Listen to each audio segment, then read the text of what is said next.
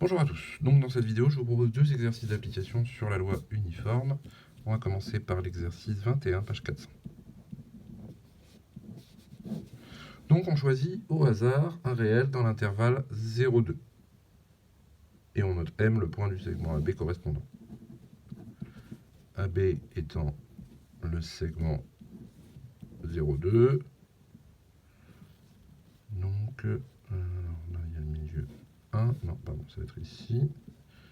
Et donc là vous avez le point C d'abscisse 0,7, là vous avez le point D d'abscisse 1,3. Donc, et on choisit un point M, donc d'abscisse entre 0 et 2. Donc on va noter X, l'abscisse du point M.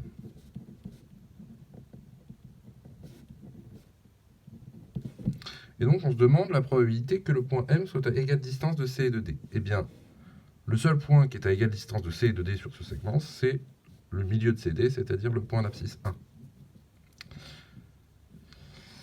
Alors, pardon, oui, non, je fais les choses pas dans l'ordre. Donc notre X, l'abscisse de M, X suit quelle loi? Eh bien, il suit la loi uniforme. Uniforme sur l'intervalle 0,2. Ok. Donc, bon, ça change rien pour la première question, puisque quelle est la probabilité qu'il soit à égale distance de C et de D? Eh bien, la probabilité qu'il soit à égale distance de C et de D, c'est tout simplement la probabilité qu'il soit égal à 1, la probabilité que M soit pile ici. Donc c'est la probabilité que x soit égal à 1. Et comme c'est une loi densité, quelle est la probabilité que la variable aléatoire prenne une valeur isolée? Bien, on avait vu que ça valait exactement 0.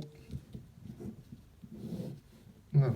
Donc la probabilité que le point M soit à égale distance de C et de D, c'est 0.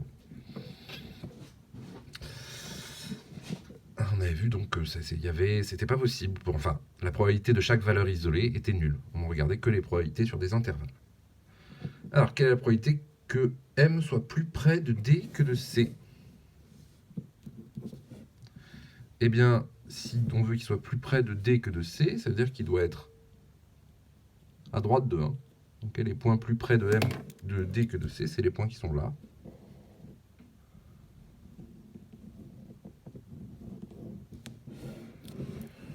Donc, tout simplement, il faut que P de X appartient à 1, 2. Donc ça fait quoi? Ça fait 2 moins 1 sur 2 moins 0, hein, formule de la loi uniforme. Ça vous fait donc 1,5.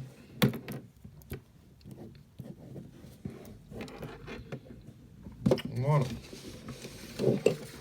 Petit exercice très simple. Alors, à présent, donc, un autre exercice, l'exercice 25, page 400.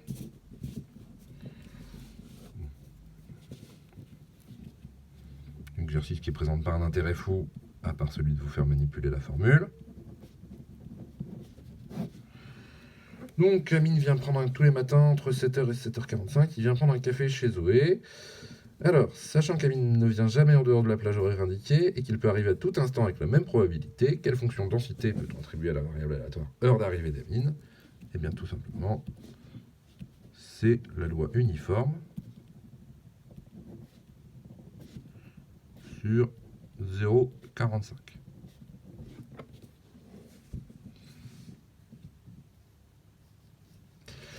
Alors, calculer la probabilité qu'il sonne après 7h30.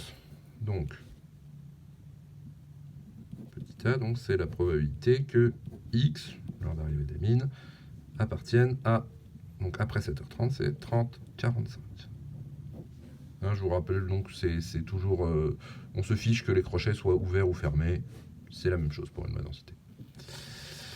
Donc ça fait 45 moins 30 sur 45 moins 0, ce qui vous fait 15 sur 45, avec un tiers.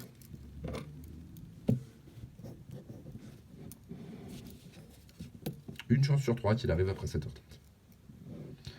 Avant 7h10, donc c'est P de X appartient à 0, 10.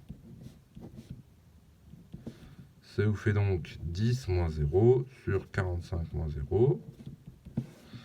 Ça vous fait 10 sur 45. En simplifiant par 5, vous obtenez 2 chances sur 9.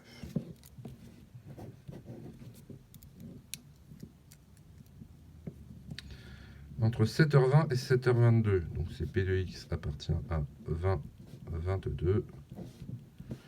Ce qui vous fait 22 moins 20 sur 45 moins 0. Vous obtenez donc 2 chances sur 45.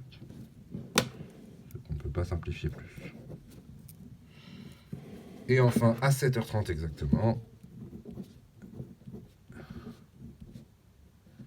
P de x, donc cette fois-ci, c'est pas appartient à un intervalle, c'est P de x égale 30. Eh bien, on a vu que ça valait 0. Voilà. Donc, prochaine vidéo, on parlera cette fois-ci de la loi exponentielle.